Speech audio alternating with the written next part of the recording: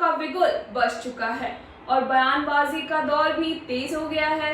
बांकीपुर विधानसभा seat पर आज नामांकन का जोर है, जहां एनडीए प्रत्याशी अभिषेक कुमार बंटी अपना पर्चा दाखिल कर रहे हैं। इसी बीच बिहार सरकार के मंत्री अशोक चौधरी ने एक बड़ा बयान देकर सियासी गलियारों में हलचल मचा दी है।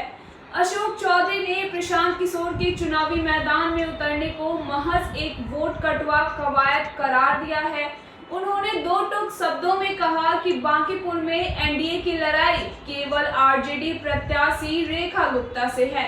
प्रशांत किशोर कहीं भी मुकाबले में नहीं है। अशोक चौधरी ने खुद को बांकीपुर का वोटर बताते हुए पीके को नसीहत दी है कि वे चुनाव न लड़ें, अन्यथा उन्हें जनता का सामना करना मुश्किल हो जाएगा और उनका हाल पहले जैसा ही होगा। मंत्री जी ने याद दिलाया कि बांकीपुर पिछले 31 सालों से भाजपा का अभेद्य किला रहा है। नितिन नवीन और उनके पिता के राजनीतिक विरासत का जिक्र करते हुए उन्होंने दावा किया कि यहां एनडीए की जीत तय है। वहीं दूसरी ओर मंत्री अशोक चौधरी बीते दिन भरत तिवारी के घर पहुंचे थे। परिजनों से मुलाकात के बाद उन्होंने कहा था कि यह एक दुखद घटना है और इंसानियत के नाते परिवार को सांत्वना देना उनका कर्तव्य था। उन्होंने आश्वासन दिया कि इस पूरे मामले में जो भी दोषी है उस पर सख्त से सख्त कार्रवाई की जाएगी। हमको तो लगता है वोट काटने के अलावा वो वाइब्रेंसी नहीं है। चुनाव लड़े इतना बड़ा वादा चाहिए 4 महीने पहले जो आज कोई आपको लगा के माइक का बोले क्या सर, माइक में जो क्या आगे भी चल रहा है का जो यहाँ पर है तो स्टेट मुझे लगता है कि निकल पाएंगे। नितिन नवीन जी का और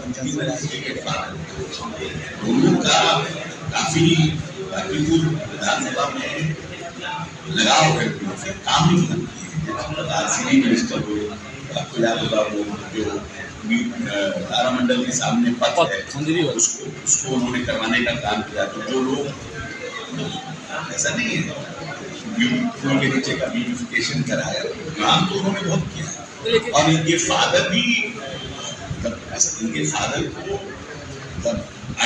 अनटाइमली डेथ हुआ है और उसके बाद जब नितिन जी जब से आए हैं लगातार बाकी और आदमी जो जीवन सामने देखिए सर सपना देखता है कि हम कैसा पॉलिटिशियन बने। महादेव के पास इतने कम उम्र में इतनी बड़ी राष्ट्रीय पार्टी के अध्यक्ष बन गए और बांकीपुर की जनता को इससे बड़ा और क्या कहना चाहिए। जो बच्चा उनके साथ पला पढ़ा खेला कूदा, जो बिहार सरकार में मंत्री रहा, वो राष्ट्रीय पार्टी का अध्यक्ष है। ये तो उनके लिए बड़ी बात है ना कि नितिन नवीन के पिता को और नितिन नवीन के साथ जो उनका लगाव है उसको आने वाले समय के लिए तो बढ़ता हुआ सितारा है ना भाई। तो सवाल ये है कि प्रशांत किशोर कह रहे हैं प्रशांत किशोर से बाहर निकलिए ना। तो वही तुम कह रहे हैं कि प्रशांत किशोर हम बोल रहे हैं, जो आप बातें नहीं सुन रहे हैं प्रशांत किशोर कर रहे हैं, हम कह रहे हैं नितिन नवीन, आप कह रहे हैं प्रशांत किशोर। वो कह रहे हैं कि नीतीश कुमार को धोखा दिया बीजेपी ने और इसका बदला जनता लेगी। ये सब तो अपना दुकान चलाने के लिए बोलते हैं, उतना कहाँ पता लगाने जा रहे हैं। हम जो बात कर रहे हैं आप अपना एजेंडा सेट कर रहे हैं, कहीं लड़ाई में नहीं है। सर, आप बिलौटी गांव गए थे भरत तिवारी के घर, क्या कुछ बात? 3 बार अपने लोगों के बारे में और हम लोग जो बचपन से सीखे हैं।